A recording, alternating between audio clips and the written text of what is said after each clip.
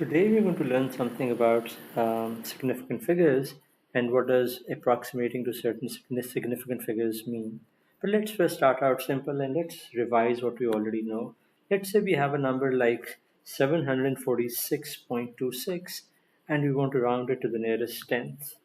Well, if you want to round it to the nearest tenth, we look at the hundredth place, which is 6, and then we will claim the answer is going to be, because 6 is greater than equal to 5, the answer is going to be 746.3, because we're going to round up. Okay.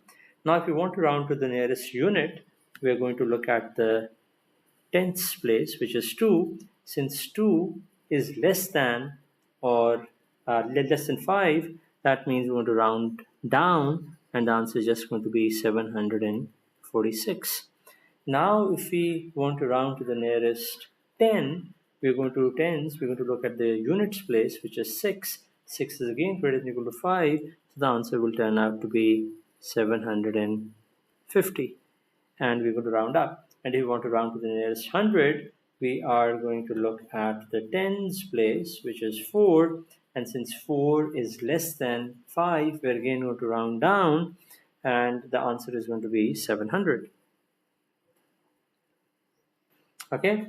Now, clearly, our sort of intuition is that we are getting lower accuracy as we go down. So that's the intuition that we have, that the accuracy is going down, right? So accuracy, so we are going towards lower accuracy, right? So this is lower accuracy, because clearly we were very accurate when we were saying the answer is 746.3. It was very close to 746.26. But by the time we got to 700, we had lost a significant amount of accuracy in the whole thing. So now let's start thinking about, so the right way to think about this problem is to think about significant figures. Actually, what is happening is that we are, as we'll understand it better, we are going from 4 significant figures here.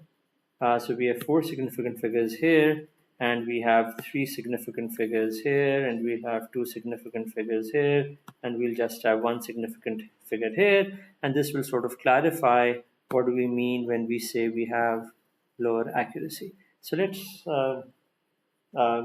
get down and start thinking about approximating to a certain accuracy. So now let's start out with writing a number which is like 714.6 centimeters, and you compare it to another number which is 7.146 meters. Clearly you feel that this number has 3 decimal places, where this number has only 1 decimal place. But you also know that these 2 numbers are the same number. This is an equality. They are equal to each other. There is no difference between the 2 numbers. So clearly we just can't use decimal places as a good measure of how accurate one number is. What about a number like, let's compare a number like maybe 8,267,453 to maybe another number which looks like 8 million. Now clearly both numbers have 7 digits, and this also has 7 digits. There are a few zeros here, but you would guess that this number, the top number, is more accurate as compared to the lower number, which may be an approximation to the nearest million. Okay? So what I want you to think about, what I want you to carry away from this discussion is that accuracy cannot depend on the number of decimal places because of this conversation that we had over here. So it does not depend on the number of decimal places. It also cannot just depend on the number of digits.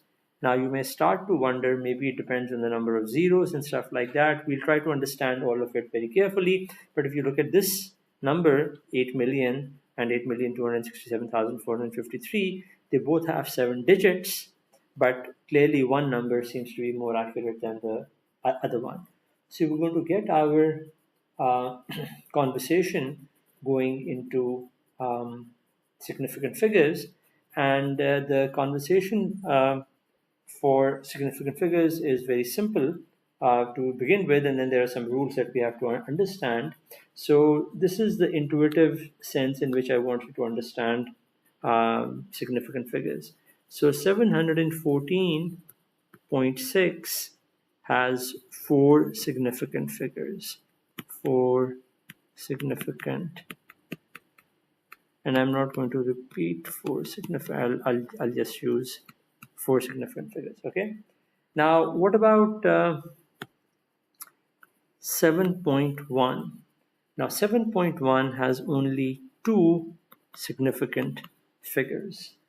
And what about a number like 746,802? Well, this has 1, 2, 3, 4, 5, 6. This has 6 significant figures. I'm not explaining what significant figures are. I'm just going to explain to you in a while. And a number like 700,000, a number like 700,000, probably, and this is as probably, but I mean, I am not 100% sure, but this is probably, but probably just one significant figure. And now you can see that a number like the number that we had earlier, which was 714.6. So if you compare a number like 714.6 centimeters, and you have another number like 7.146 meters, they both have 4 significant figures, and hence they have the same accuracy. Now, you don't understand what I mean by significant figures, and that's something that I have to explain to you next time. But I just wanted you to have this discussion before we start to understand the rules of significant figures.